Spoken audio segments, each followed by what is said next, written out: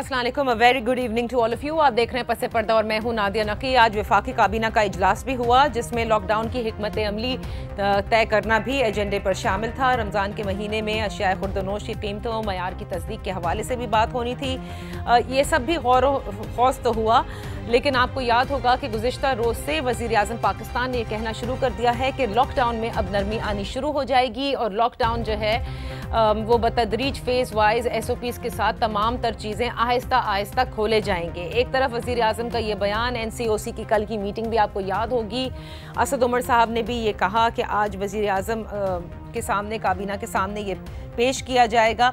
साथ ही आपको ये बताते चलूं कि जहां एक तरफ नर्म करने के फैसले किए जा रहे हैं, वहीं बलूचिस्तान हुकूमत ने लॉकडाउन में तोसी का ऐलान कर दिया। बाकायदा नोटिफिकेशन जारी किया, प्रेस से बात की बलूचिस्तान हुकूमत के तर्जुमान ने और ये बताया कि बलूचिस्तान में कोरोना केसेस की तादाद बढ़ती जा रही है, जो एक तशवीश का बहुत बड़ी तशवीश की अलामत भी है और लिहाजा लोगों की जान बचाने के लिए और उनके तहफ़्फ़ुज़ के लिए ये फ़ैसला लिया गया है कि 19 मई तक सख्त लॉकडाउन किया जाएगा।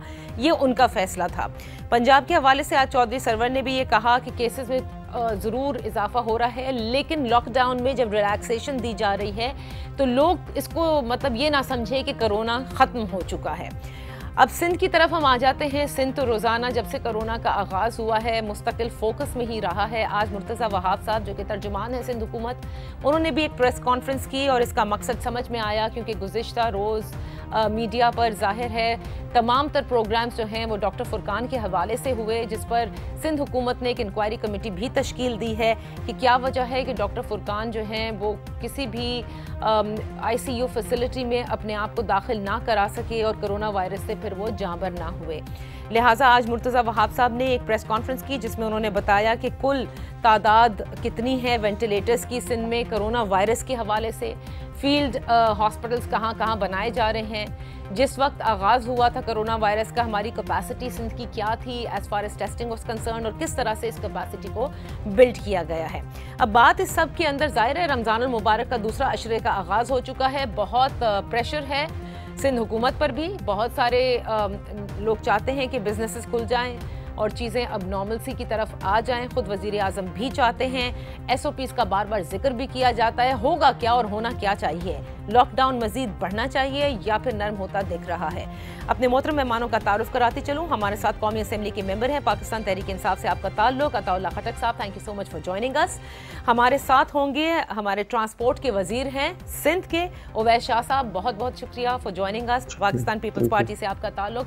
अभी गुज़िश्ता रोज़ काफ़ी मीटिंग्स भी हुई हैं पब्लिक ट्रांसपोर्टर्स के हवाले से और ये भी सुनने में आ रहा था कि बहुत जल्द SOPs के साथ इनको भी खोल दिया जाएगा। Not to forget public transport का, क्योंकि मैंने जिक्र किया है, सलमान आबिद साहब हमारे सीनियर तज्जिया निगार हमें लाहौर से ज्वाइन कर रहे हैं। आपका भी बेहद शुक्रिया।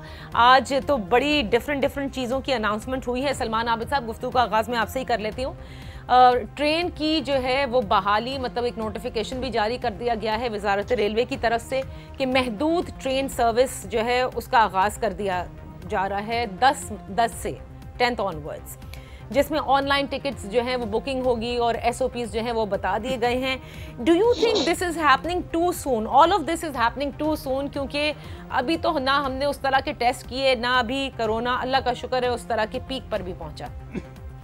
देखिए नादिया, दुनिया में जहाँ जहाँ कोरोना फैला है और जितनी पाबंदियाँ दुनिया में लगी, अब आहिस्ता आहिस्ता चीज़ें नॉर्मलाइजेशन की तरफ जा रही हैं और लॉकडाउन से एक नॉर्मल लाइफ की तरफ सफर रवां दवा है। अच्छा। पाकिस्तान ने भी एक लंबा लॉकडाउन कर लिया है और एक लंबे लॉकडाउन के बाद अब जो हमारी इकोनॉमिक एक्टिविटीज हैं वो इस मुल्क का तकाजा करती हैं कि उसको आहिस्ता आहिस्ता रिवाइव किया जाए, रिस्टोर किया जाए। सही। और एक खास तौर पे जो हमारा लोअर मिडिल क्लास तबका है जो रोजमर्रा के कारोबार से जुड़ा हुआ है, वो अब हर सूरत में एक कारोबारी दुनिया में वापस आना चाहता है। और प्राइम मिनिस्टर भी बार बार ये बात कर रहे हैं। अब अगरचे मर्ज बड़ा है और ये मर्ज खत्म नहीं हुआ जैसे गवर्नर चौधरी सरवर साहब ने कहा, लेकिन उसके बावजूद अब आप ताहयात तो ये जो है ना पाबंदी लग नहीं सकती थी, कहीं ना कहीं तो आपने इसको रिस्टोर करना था। तो मेरा ख्याल है कि अब वो जो लॉकडाउन वाली बात है उससे हम आगे बढ़ रहे हैं और उसकी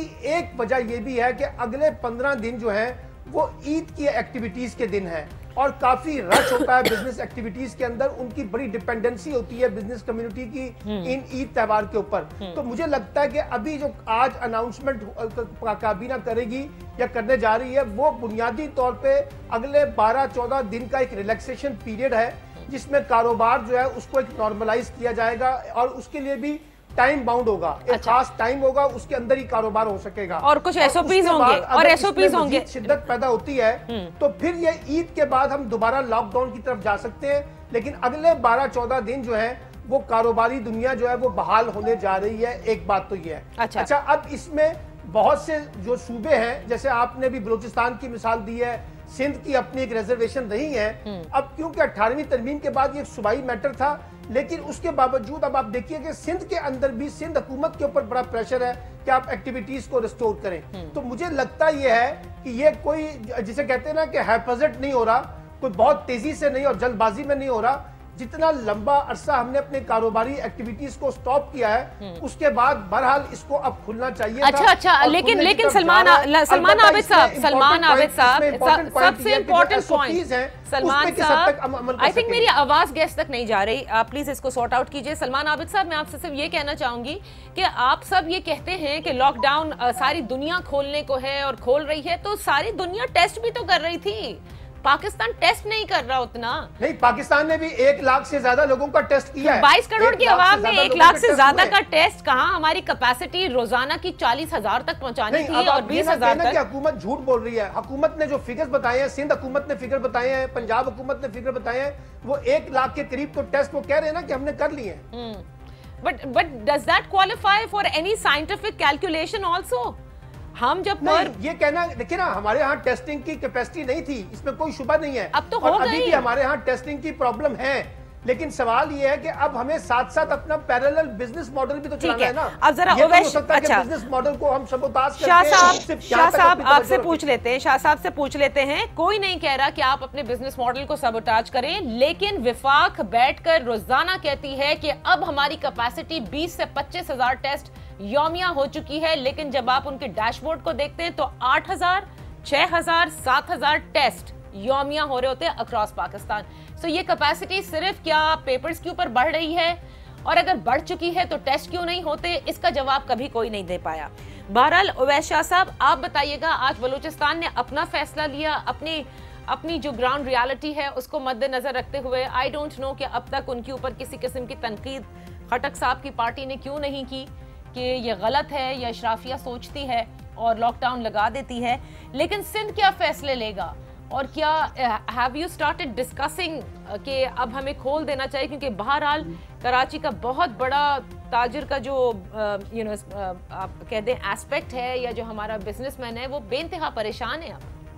बिस्मिल्लाहिर्रहमानिर्रहीम। नादिया, पहले तो मैं हमारे सलमान साहब ने जो अपनी राय दी उसका बहुत एहतराम है मुझे, लेकिन एक चीज़ जो कही गई कि लॉकडाउन अब सारी दुनिया में वो खुलता जा रहा है, सारी गवर्नमेंट्स लॉकडाउन को रिलैक्स करती जा रही हैं, तो सलमान साहब से मैं ये अर्ज़ करूँगा कि सिर्फ बहुत मोतबाना अर्ज़ है, इसमें नाराज़ ना होना आप सलमान साहब, कि उस दुनिया में, उस सारे मुल्कों में ये देखें कि उन्होंने जो लॉकडाउन किया तो वहाँ पे केसेस भी सिंगल डिजिट्स में आ गए, वहाँ पे केसेस की तादाद कम हो रही है। और यहाँ पे हमारे पास इस वक्त, हमारे पास जो लॉकडाउन किया हम लोगों ने, तो देखिए हमारा मुल्क ही एक पेज पे नहीं था। सॉरी टू से, मैं आज कोई तनकीद वाली बात नहीं करना चाहता, लेकिन ये हकीकत है कि हम लोग ही एक पेज पे नहीं थे, चारों सूबे अलग अलग डायरेक्शन में काम कर रहे थे। सिंध ने पहले काम शुरू किया, हमने लीड ली, हमने अपनी डायरेक्शन में काम करते रहे, हमने हमारी ये पहली बात। दूसरी बात ये, उस डायरेक्शन में काम करते हुए हमें ये हमारे जो मेडिकल एक्सपर्ट्स हैं यहाँ पे बैठे हुए,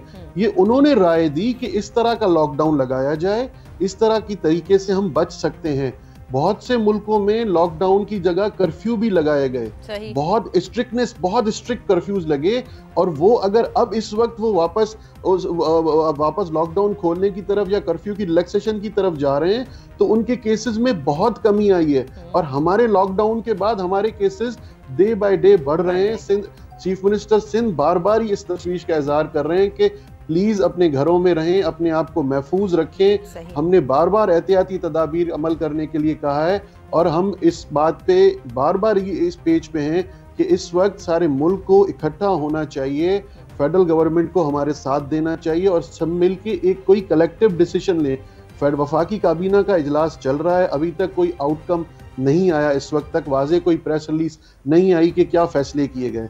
जिस तरह नादिया ने मुझसे पूछा कि अभी बलूचिस्तान ने एक ऐलान कर दिया, बलूचिस्तान गवर्नमेंट ने, कि उन्होंने लॉकडाउन की तोसी की। देखिए 18 अमेंडमेंट के बाद chief executive of the province को ये पूरा हक है कि वो अपने सूबे के लोगों की बेहतरी के बारे में सोचे और वही जिम्मेदार है और उसी का डिसीजन काउंट करता है। सही कह रहे हैं। ठीक है जी। तो इस वक्त सिंध पे बहुत प्रेशर है, सिंध पे इंटरनल प्रेशर भी है और सिंध पे फेडरल गवर्नमेंट का भी एक्सटर्नल प्रेशर भी आ रहा है। अच्छा। कि बार बार ये चीजें खोली जाएं। अब मुख्तलिफ जगहों पे हम लोगों ने चीजें बंद करने को कहा, फेडरल गवर्नमेंट ने चीजें खोलने को कहा। हमने फिर उनकी फेडरल गवर्नमेंट की फिर भी बात मानी कि वो जो फैक्ट्रीज को खोलने के लिए कहा, तो हमने फॉर सर्टेन एसओपीज उनको बना के दी, म्यूचुअल अंडरस्टैंडिंग के साथ वो एसओपीज बनी, सब दोनों फरीक बैठे। लेकिन आपने क्या देखा, दूसरे दिन ही उसकी वायलेशन शुरू हो गई। उसकी दूसरे दिन अब अगर आप ये कह रहे हैं, और ये सॉरी टू से, लेकिन मैं ये समझता हूं कि इस वक्त भी बिल्कुल हालात मुश्किल हैं। मुझे बहुत एहसास है इस चीज का भी कि कारोबारी जो हमारे ताजिर बरादरी है वो भी बहुत फाइनेंशियल लॉसेस सफर कर रही है। लेकिन इस वक्त हमारी जहन में सिर्फ एक चीज होनी चाहिए, और हमारे जहन में है कि हमें अपने सूबे के लोगों की जान की हिफाजत किस तरह करनी है। सबसे पहले इंसानी जान बचाना हमारा फर्ज है। हम यहाँ पे उनकी उनके वोटों की अमानत से हम बैठे हुए यहाँ पे, तो हम पे फर्ज होता है कि हम उनका रमजान भर कम से कम हमें नहीं लगता कि कोई दुकानें बाकायदा तौर पर खुलेंगी। फिलहाल तो आपकी बातों से ऐसा नहीं लग रहा, क्योंकि आप सिंध हुकूमत मुस्तकिल ये कहती आई है कि ऑल्दो बिजनेस की ऑनलाइन की एक एसओपीज इन्होंने जरूर बना दिए हैं ताजरों के साथ, और कुछ शायद बिजनेस के साथ मजीद बना भी दें, लेकिन फिलहाल बाकायदा दुकानें खोलने का कोई प्लान नजर नहीं आता। नादिया, मैं एक चीज को कंक्लूड करता चलूं कि अभी रेलवे सर्विस का भी आगाज होने को सुना है कि जुज़वी तौर पे रेलवे सर्विस और एयरक्राफ्ट सर्विस भी स्टार्ट होगी। आप मुझे कोई भी ये, अब सलमान साहब भी मुझे इसका जवाब दे दें कि आप कैसे पॉसिबल है एक प्लेटफॉर्म पे हजारों लोग आते हैं, टिकट लेते हैं, बिल्कुल आप सही कह रहे हैं। अब ये जिस तो उनको आप किस तरह प्रिवेंशन किस तरह करेंगे, let me take this little forward. ये जो एसओपीज का जिक्र है, बिल्कुल सही कह रहे हैं। खुद शाह साहब भी कहते हैं कि हमें तकालीफ का एहसास है। सलमान आबिद साहब हो, आप हो, मैं हूं, वजीर आजम हो, वी ऑल वांट के business should get back. SOPs के साथ जब कुछ चीजों को खोला गया, वो एसओपीज फॉलो होती नजर नहीं आई। चाहे कराची में आप ये इंडस्ट्री देख लें या कंस्ट्रक्शन इंडस्ट्री देख लें, खुद ट्रांसपोर्ट इंडस्ट्री को देख लीजिए जो थोड़ी बहुत चलती नजर आई। ये मुमकिन है एसओपीज? बिस्मिल्लाहिर्रहमानिर्रहीम।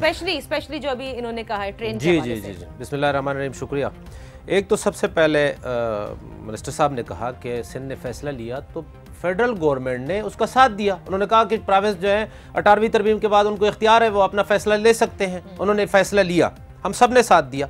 देखिए बुनियादी नुक्ता जो है वो आपको समझना पड़ेगा। लॉकडाउन का मतलब है सोशल डिस्टेंसेस। ठीक है। क्या सिंध में, कराची में जो लॉकडाउन आपने किया हुआ है उस पे ये ट्रेनों के अलावा या बाकी चीजों के अलावा जिस पे अभी नहीं हुआ है फैसला, उसके अलावा क्या उस पे अमल हो रहा है? नहीं हो रहा है।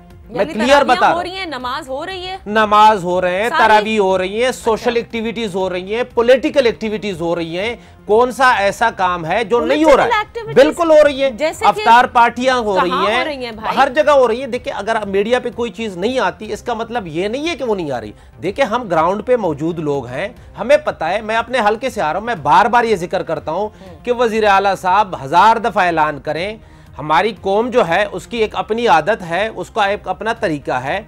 और फिर मैं मान जाता कि वज़ीर आला साहब की बात पे वो अमल करते। लेकिन क्यों अमल करें जब आप राशन का कहते हैं कि हम 1 लाख फैमिलीज को राशन देंगे एक डिस्ट्रिक्ट में, और वो 10,000 फैमिलीज को नहीं जाता। जब लोग भूखे होते हैं, जब लोगों का रोजगार छिन जाता है, तो आप मुझे बताएं कैसे मुमकिन बनाएंगे? सवाल ही पैदा नहीं होता।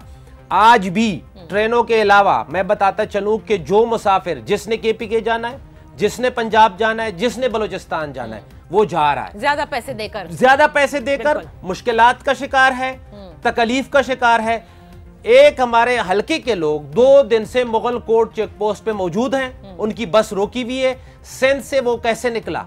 कैसे गया, बलूचिस्तान तक कैसे पहुंचा, डीए खान तक, केपीके बॉर्डर तक कैसे पहुंचा, ये सोचने की बात है। ये बात आपने बड़ी इंपॉर्टेंट कही कि बिल्कुल सही बात है। चले ये तकलीफ एक तरफ, लेकिन जो 18वीं तरमीम के बाद सूबों ने अमल दरामद कराना है, फिर उस तरह के लॉकडाउन पर अमल दरामद क्यों नहीं पीपल्स पार्टी करा सकी है, ये मैं सवाल पूछूंगी एक छोटी सी ब्रेक के बाद, लेकिन आप कंक्लूड कर दें खटक साहब। अच्छा, आखिरी में जो कहना चाह रहा था, देखिए बात ये है कि 12 साल आपको गवर्नमेंट में मिले थे, आपने बहुत सारी चीजें करनी थी जो कि आप नहीं कर सके। अभी हंगामी बुनियादों पर कभी वेंटिलेटर नहीं है, एक डॉक्टर का वाकया आया, उसने हिला के रख दिया आपके सिस्टम को। इसी तरह कई 100 वाकयात हैं जो कि मीडिया पे नहीं आ रहे।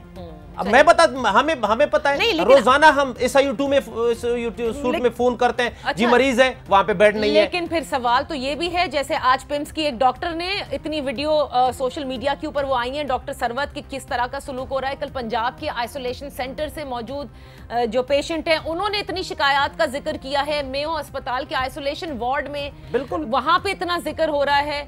खैबर पख्तूनख्वा के अंदर जो अस्पताल है, जहां आपकी हुकूमत थी, जहां इंसाफ की बहुत बिल्कुल पार्ट था, तो सवाल ये है, all probably provincial governments didn't do much for health. ठीक है, सबने हेल्थ और एजुकेशन पे बड़ा कम काम किया है, लेकिन जब तनकीद सिर्फ सिंध की तरफ आ रही है और बाकी सूबों पर नजरअंदाज की जा रही है, तो ये बार बार सवाल उठ रहा है कि क्यों आप सिंध पर फोकस कर रहे हैं। Let's take a break. Break से जब वापस आएंगे तो अमल दरामद लॉकडाउन का कराना किसका फर्ज था, ये अगर सिंध हुकूमत फेल हुई इसे अमल दरामद कराने में, तो पंजाब में क्या हुआ, बलूचिस्तान में क्या हुआ और खैबर पख्तूनख्वा में क्या हुआ, वहां कौन अमल दरामद नहीं करा पा रहा, या फिर वजीर आजम के बयानात से वहां की सूबाई हुकूमतें, क्योंकि उन्हीं की जमात की हैं, उन्होंने ये अखज़ किया कि इसको जरा नरम ही रखना है। Let's take a break.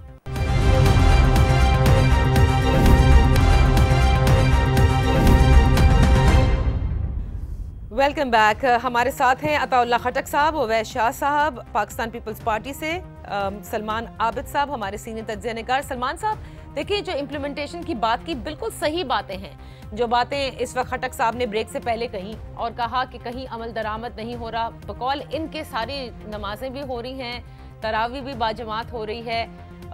Although in some areas मैं समझती हूँ कि मैंने नहीं देखी होती हुई, लेकिन चलें, खटक साहब ज़्यादा ग्राउंड पे रहते हैं इसलिए ज़्यादा उन्हें पता है। कहते हैं पॉलिटिकल और इफ्तार पार्टियाँ, ये सारी चीज़ें हो रही हैं, ये भी ज़रा हमें नहीं नज़र आया, लेकिन चलें हो रही होंगी, ऐसा नहीं है कि कहीं कुछ नहीं हो रहा होगा। लेकिन अलबत्ता बहुत सारी जगहों पे जहां अमल दरामद करना चाहिए था वो होता नजर नहीं आ रहा। क्यों, क्या वजह है? क्या गवर्नेंस का फुकदान है, या वजीर आजम जिस किस्म की बातें फिर वो करते आए कि उन्हें बहुत बुरा लगा कि पुलिस ने किस तरह से लोगों को मुर्गे बनाया, किस तरह से पुलिस ने जो है वो पकड़ धकड़ की, FIR दर्ज की, what is the reason? Salman साहब की आवाज जरा प्लीज खोल दीजिएगा। सलमान साहब की हमें आवाज नहीं आ रही, please if you can fix that.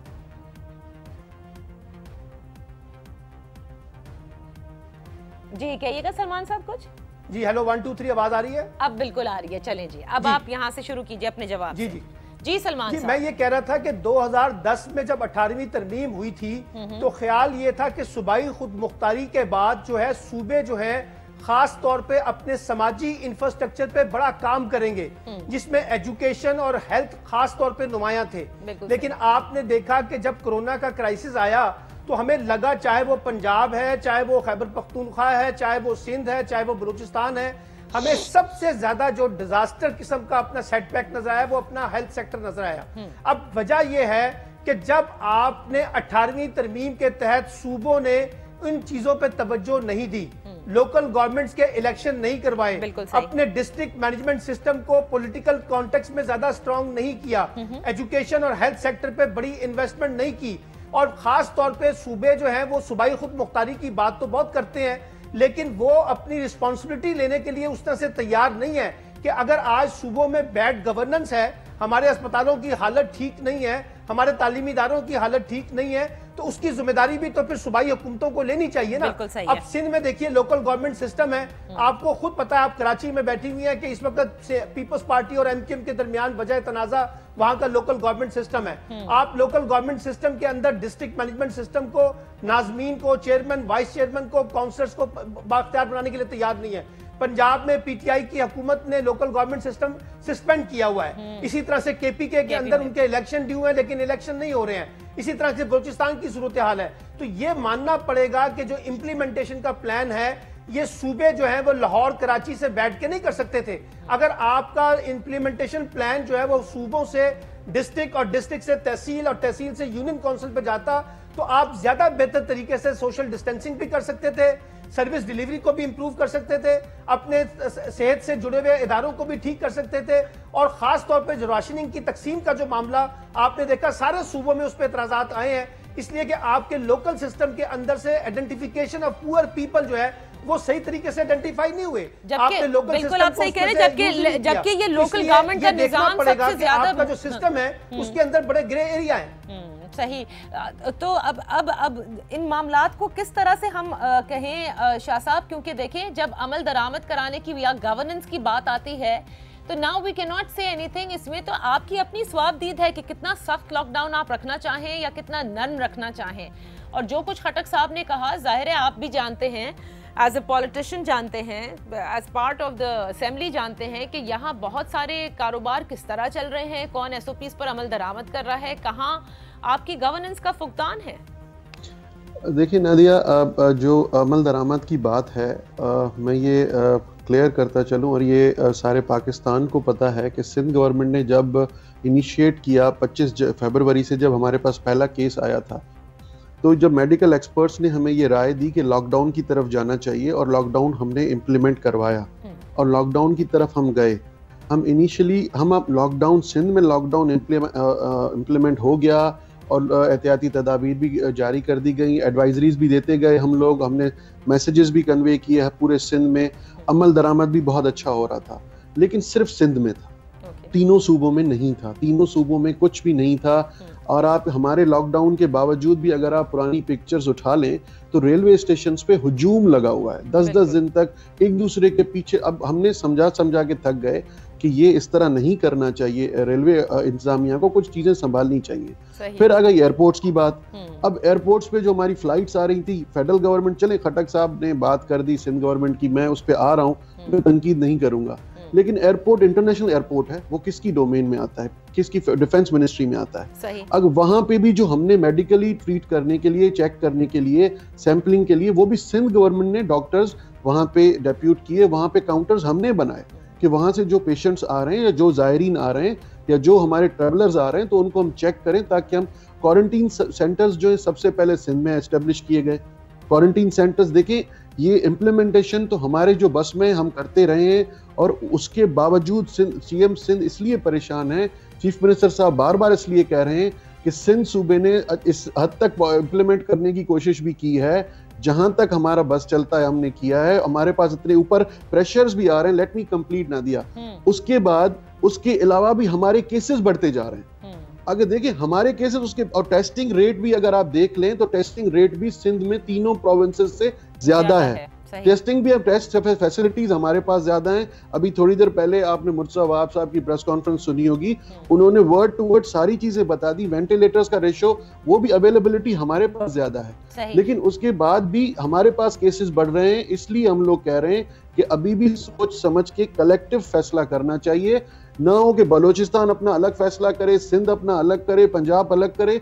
ये वजीर आजम साहब का फर्ज बनता है कि सबको साथ बिठा के, चीफ मिनिस्टर्स को उनसे पूछ के एक कलेक्टिव डिसीजन आए, फिर वो जो भी। और दूसरी बातें, जो ये केसेस बढ़े हैं, अगर मैं अभी इसकी डिटेल में जाऊंगा तो शायद आपका शो खत्म हो जाएगा। और खटक साहब माइंड कर जाएंगे। और जो फिगर्स आप लोग बताते हैं, मुझे सिर्फ हेल्थ डिपार्टमेंट पे एक चीज कहने दें जो सलमान साहब ने कही कि हेल्थ डिपार्टमेंट और लोकल गवर्नमेंट डिपार्टमेंट्स, देखें हेल्थ सेक्टर में सिंध गवर्नमेंट ने सबसे ज्यादा तरक्की भी की है और वो वाजे है, और सिंध गवर्नमेंट सबसे आगे है इस वक्त। हमारे पास जो इंस्टीट्यूट और हॉस्पिटल्स हैं वो स्टेट ऑफ द आर्ट बने हुए हैं, लेकिन सलमान साहब, वो हमारे पास कोई गेम्स हॉस्पिटल अलग बना हुआ है, SIUT अलग अपनी फील्ड में है, NICVD अलग है। कोरोना के लिए किसी को पता नहीं था कि कोरोना जैसा कोई मर्ज भी आएगा, और उसके लिए भी हमें कोई फील्ड आइसोलेशन सेंटर्स पहले से कोई तैयारी करनी चाहिए। सही बात है, लेकिन ये एक गैर मामूली सिचुएशन थी। और कोरोना को हमसे ज्यादा कौन जानता है कि हम सखर जो है, सखर में देखिए पहला क्वारंटीन कैंप बनाया गया था, पहला क्वारंटीन कैंप, और उससे अल्हम्दुलिल्लाह वो सारे ज़ायरीन जो वहाँ पॉजिटिव वहाँ केसेस आए वो अल्हम्दुलिल्लाह सारे सेहतियाब होके अपने घरों को जा चुके हैं। अच्छा शाह साहब, अब मुझे सिर्फ एक जुमला ऐड करने दीजिए कि आप लोग जितनी भी चीज़ें ज़ाहिर जो फिगर्स बताते हैं, उसके बाद फिर डॉक्टर फुरकान जैसा केस जब हो तो उसमें फिर सब ये कहते हैं कि वो कहाँ हैं भाई वेंटिलेटर्स, जिसका कि जिक्र आज मुर्तज़ा वहाब साहब ने भी किया। वो फैसिलिटीज़ जो आप लोग बता रहे हैं वो फिर कहाँ चली गई? क्योंकि कल रात गए तक हमने देखा अमन फाउंडेशन के जो चीफ एग्जीक्यूटिव है उन्होंने भी पूरा चीज़ें बयान की हैं कि वो कौन से अस्पताल लेकर गए थे। Having said that, I hope कि ये इंक्वायरी जल्द से जल्द होगी so that you know this too can conclude, क्योंकि PTI से जो हमारे दोस्त हैं उन्होंने कहा उन्हें बेइंतहा दुख है इस बात का। बहुत अफसोस है डॉक्टर फुरकान साहब के बारे में, और मैं ये कोशिश करूंगा कि इस पे ज़्यादा बात भी ना की जाए, क्योंकि इस पे एक अनफॉर्चुनेट वाकया हो गया है। बिल्कुल, बिल्कुल। और उनकी डेथ हो गई है। लेकिन अगर मैं आपको थोड़ा सा इसमें बता दूं, एक तो कमेटी तश्कील दे दी गई है और वो रिपोर्ट आज रात तक इंशाल्लाह वाज़ेह हो जाएगी। और रेस्ट एश्योर कि अगर गवर्नमेंट के साइड से किसी की भी कोई गैर जिम्मेदाराना चीज़ मालूम हुई तो उसको बिल्कुल एज पर लॉ उस पर कार्रवाई की भी जाएगी। लेकिन अगर आप देख रहे हैं कि कुछ शायद दूसरी बातें भी सामने आ रही हैं, शायद हॉस्पिटल जाने से भी थोड़ा वो परेशानी हो रही थी या कुछ इश्यूज, जिन बातें इस पे ना करें तो वो ज्यादा बेहतर है। उसमें एक रिपोर्ट आने दें। और दूसरी एक चीज, अगर खटक साहब मेरे भाई नाराज ना हो तो उनकी एक चीज मैं उनसे मालूम कर सकूं। देखें, तरावी का जहां तक जिक्र है तो ये आप सब लोगों ने देखा होगा कि सिंध में तमाम मकातब फिक्र के उलमा कराम का मैं शुक्रिया भी अदा करता हूँ आपके चैनल के तवस्सुब से कि उन्होंने हमारी हर जगह सपोर्ट की है। और जो SOPs या जो नमाज जिस तरह हो रही है वो सबके एक जॉइंट म्यूचुअल अंडरस्टैंडिंग से जो SOPs बनाई गई, वहाँ चंद लोगों की हो रही है। लेकिन इफ्तार पार्टी का मुझे बता दें कि इफ्तार डिनर कहाँ पे हुआ है? इफ्तार डिनर मुझे बता दें। तरावी क्या जी जी देखिए, मैं बताता चलो, आप आए जरा मेरे हल्के में इन 250 में। भाई आपके हल्के में सारे खिलाफ मैं मुझे बता रहा हूँ। देखिए, मैं तो उधर ही होता हूँ ना, मैं वहाँ बता सकता हूँ। इस तरह आप कराची के किसी भी आप वहाँ पे बात करें, इलाका नहीं, डिफेंस और ये क्लिफ्टन और गुलशन इकबाल से निकले एक दो जगहों से, बाकी आप कराची के किसी भी कोने में जाएं, अपने कैमरामैन को भेजें। अगर मेरी बात सच साबित न हुई फिर मेरे भाई आपका फर्ज है, आप वहाँ के रिप्रेजेंटेटिव हैं, आप इलेक्टेड नुमाइंदे हैं, आप प्रेस कॉन्फ्रेंस करें, उसके मस्जिद के बाहर चले जाएं, आप हमें बताएं। ये आपका और हमारा फर्ज है, हमें इन चीजों को सही करना है। बिल्कुल हम कर रहे हैं, बता रहे हैं इंतजामिया के साथ मिलकर, आपने जहाँ पे पुलिस के साथ मिलकर ये कर रहे हैं। चले जाएं वहाँ मेरे साथ, मैं आपके साथ चलूंगा, मुझे बुला ले, मैं आपके साथ। चलिए तो बड़ी अच्छी बात है ना, अभी तो रमजान का दूसरा अशरा ही शुरू हुआ है। मैं ये कह रहा हूँ शाह साहब कि आप थोड़ा सा ये है कि आप जहाँ पे ये मीटिंग्स होती है ना ईवान, बड़े बड़े ईवानों में, वहां से अगर आप लोग निकलेंगे थोड़ा सा ग्राउंड पे आएंगे तो आपको अंदाजा होगा कि कराची के गोशों में इस वक्त क्या हो रहा है। अगर आप शाह साहब एक मिनट, खटक साहब की जरा सुने, आप इनकी सुन लीजिए। पूरा 1-1.5 महीना गुजर गया आपकी लीडरशिप में से, लोकल लीडरशिप में से कोई भी सखर क्वारंटीन जो सबसे बड़ा क्वारंटीन सेंटर बनाया गया था अब भी है। मैं तो वहां से आया हूँ 2 दिन पहले, आप में से तो कोई नहीं आया पूछने। अच्छा शाह साहब अब सुनिए जरा, खटक साहब को रिस्पॉन्ड करने दीजिए। जी शाह साहब, अगर आप थोड़ा सा जहाँ सक्कर मोटरवे वाकया है वो 6 इंटरचेंज को देख ले, आपको अंदाजा हो जाएगा कि वहां पे कितना रश लगा हुआ है, कितनी तादाद में मुसाफिर जा रहे हैं। एक बात, दूसरी बात, मैं मुसलसल हमारे MNA MPA जो वेस्ट से, डिस्ट्रिक्ट वेस्ट की मैं बात कर रहा हूँ, कराची में खसूसन, आपके इंतजामिया के साथ मिलकर हम ये काम कर रहे हैं। लेकिन बुनियादी बात ये है, मैं जो बताना चाह रहा हूँ कि सिस्टम को ठीक होना पड़ेगा। ये अलमिया नहीं तो क्या है कि 18वीं तरमीम के बाद आप सेहत पे नेशनल असेंबली उसमें बात नहीं कर सकते। अगर आप बात करते हैं, हमारे अपने स्पीकर हमें रोक लेते हैं कि एजुकेशन पे, सेहत पे, अमन अमान पे आप बात नहीं कर सकते, इसलिए कि ये सूबाई इशू है। तो ये इससे बड़ा अलमिया हो सकता है। हमें आप अगर ऑन बोर्ड लेंगे हमारे साथ जी, इस अलमिया को खत्म करना है। मैं एक और सवाल शाह साहब, आपकी तवज्जो से एक सवाल है। 12 साल से इनकी हुकूमत है ना, इनके पास कोरोना आने से पहले कितने वेंटिलेटर अस्पतालों में मौजूद थे? सिर्फ ये बता दे, कितना काम किया है?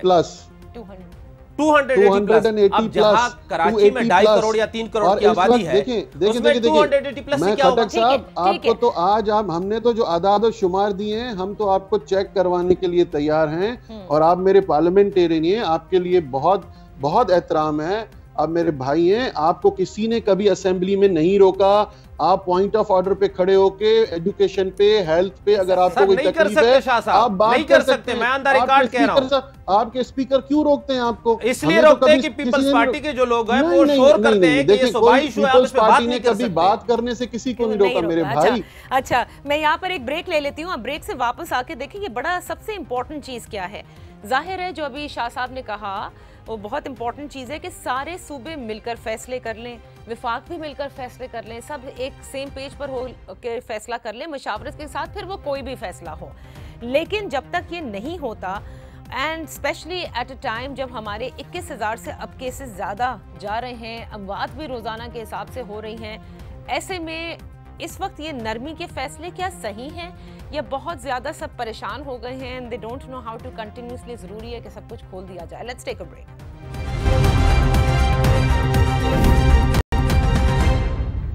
Welcome back. प्रोग्राम के इस आखिरी हिस्से में देखें आज के काबीना में भी सलमान साहब यही फैसला हुआ कि 2 दिन के बाद हतमी तौर पर ये डिसाइड होगा कि किस तरह से इसको खोला जाए, लेकिन तमाम अरकान काबीना ने यही कहा कि बतदरीज आहिस्ता आहिस्ता मरहलावार ओपनिंग होगी हर चीज़ की और SOPs के साथ होगी। तो विफाक भी ये समझती है कि ज़ाहिर है एक साथ नहीं खोला जा सकता। हैविंग सेड दैट, लेकिन ये फिर वो बात आ रही है, बिल्कुल सही कहा शाह साहब ने, and everybody is witness to it, कि सिंध जब लॉकडाउन में सबसे पहले चला गया था, हमारे एयरपोर्ट्स को लेते, हमारे ट्रेन स्टेशंस को लेते, और जो सख्ती हम शहरों में और देहातों में करके दिखाना चाहते थे वहीं उसकी नफी हो जाती थी कैंट स्टेशन पे, जिस तरह से वो हुजूम थे। अब ये जो खोला जा रहा है, क्या आपको नहीं लगता कि ये मशावरत होनी चाहिए थी before even announcing to open this? देखिए, मेरा ख्याल है कि पहली बात तो हमें ये समझनी होगी कि जैसे मैंने आपको पहले कहा कि अगले 15 दिन के लिए हमें अपने आप को थोड़ा सा रीओपन करना है। हुकूमत ये समझ रही है और चारों हुकूमतें समझ रही हैं, और ये जो कराची के अंदर जो सिंध हुकूमत है ये आपको कह तो रही है लॉकडाउन लगाना, लेकिन साथ साथ इनके पास भी जो प्रेशर बिल्ड होता जा रहा है वो ये है कि लॉकडाउन को नरम करें और कारोबार को रीओपन करें। अब इसमें जो बुनियादी मसला आ रहा है कि जो SOPs आप तय करेंगे उसके ऊपर किस हद तक सूबाई हुकूमतें अमल दरामद कर सकती हैं, उसमें आके रोल जो है वो वफाक से ज्यादा सूबाई हुकूमतों का हो जाता है। एक बात।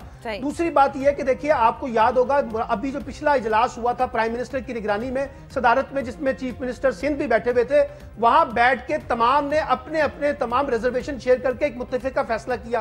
उस मुत्तफिका फैसले के बाद आकर जो चीफ मिनिस्टर सिंध है उन्होंने एक बड़ी प्रेस कॉन्फ्रेंस कर दी अपनी रिजर्वेशन के ऊपर। तो आप जब खुद हमारे यहाँ लोग जो है, चाहे ये वफाकी और वुज़रा जो हैं जो कराची में बैठ के जो है महाजराई कर रहे हैं, और चाहे पीपल्स पार्टी के लोग कर रहे हैं या कोई और कर रहा है, सवाल ये है कि जब आप एक फैसले इस्लामाबाद में बैठ के कर लिए थे तो और खुद मुराद अली शाह साहब ने कहा कि हमने इत्तफाक राय से सारे फैसले कर लिए हैं, उसके बाद फिर उस पर अमल होना चाहिए था। उसमें भी अनफॉर्चुनेटली हम ब्लेम गेम में चले गए, क्योंकि ये जो सिंध हुकूमत का और इस वक्त वफाक के दरमियान जो क्लैश नजर आ रहा है पॉलिटिसाइजेशन का, वो बहुत बढ़ गया है। इसलिए मैं ये समझता हूं कि आप जब भी रिस्टोर करेंगे, बुनियादी तौर पर ये जो हम एक एटीट्यूड अपना रहे हैं ना कि वफाक कह रहा है कि सिंध जिम्मेदार है, सिंध कह के वफाक जिम्मेदार है, ये तो अच्छा एटीट्यूड नहीं है। इस एटीट्यूड से निकलकर सिंध के अंदर जो आपके पास गवर्नेंस की कैपेसिटी है उसको आप इंप्रूव करें, उसको इम्प्लीमेंट करें। क्योंकि मेरे पास बहुत कम है सलमान साहब, ये आखिरी सेगमेंट है, I have very little time and I would like कि both my other guests also can respond to this.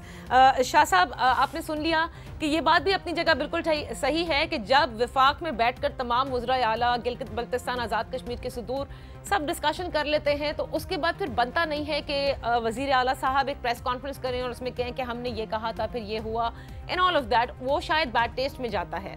खैर, हैविंग सेड दैट, आप मुझे बताइए इस वक्त ये जो ट्रेन्स का खुलना है ये मशावरत से हो रहा है और पब्लिक ट्रांसपोर्ट के हवाले से, क्योंकि आपकी बड़ी मीटिंग्स हुई हैं, क्या उस पर भी SOPs कुछ समझ में आ रहे हैं कि किस तरह से आप ये वर्कआउट करा सकते हैं कि डिस्टेंसिंग भी हो फिजिकल और ये स्टार्ट भी हो जाए? देखिए, जहाँ तक आपने बात की ट्रांसपोर्ट, पब्लिक ट्रांसपोर्ट की, तो हमारी मीटिंग्स बहुत फ्रूटफुल रही हैं और सारे ट्रांसपोर्टर एसोसिएशंस का बहुत शुक्रगुजार हूँ कि सब ने इस पे यकीन दहानी कराई है कि हम अमल दरामद बिल्कुल करेंगे। और वो ट्रांसपोर्ट उस वक्त ओपन की जाएगी जब हमारे पास एक चीज़ वाज़े हो जाएगी कि अब हम लॉकडाउन में नरमी करने जा रहे हैं, और जब हमारे मेडिकल एक्सपर्ट्स हमें ये राय देंगे कि वाकई आप इन तरीकों से ट्रांसपोर्ट को ओपन करें। हम सारे डिस्कशंस करते हैं उनसे, क्योंकि ये एक ऐसी चीज है, गैर मामूली सिचुएशन है, ये पहले कभी किसी मुल्क ने फेस नहीं की थी। और दूसरी बात इसमें एक चीज जो आपने मुराद अली शाह साहब की प्रेस कॉन्फ्रेंस की बात की, तो मुराद अली शाह साहब ने नेशनल कोऑर्डिनेशन कमेटी में जिन चीजों की रिजर्वेशन जिन पे रखी थी उन्हीं पे आके बात की, जो दूसरे फैसले नेशनल कोऑर्डिनेशन कमेटी ने किए। और मैं ये भी बताता चलूं कि लास्ट जो मीटिंग हुई थी उसमें लॉकडाउन बढ़ाने के लिए सिंध गवर्नमेंट से पहले केपीके और बलूचिस्तान गवर्नमेंट्स ने कहा था कि लॉकडाउन को बढ़ाया जाए।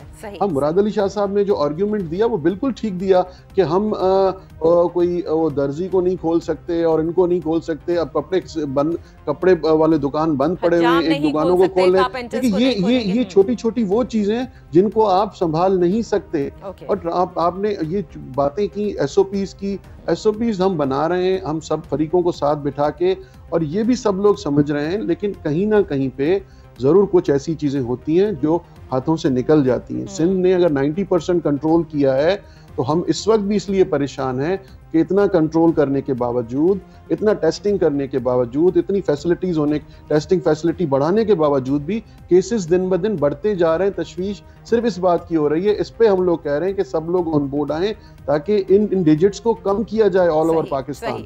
और आपने जो रेल स्टेशन की बात की, आप मुझे सिर्फ एक चीज बता दें, क्या अगर मैं कल ट्रांसपोर्ट खोलने का नोटिफिकेशन यहाँ से निकाल दूं as a minister of transport, तो क्या ये पूरे मुल्क के साथ ज्यादती नहीं होगी? क्या ये टेररिज्म नहीं होगा कि मैं एक शहर से पूरे मुल्क में कोरोना सप्लाई कर रहा हूँ, कोरोना ट्रांसपोर्ट कर रहा हूँ?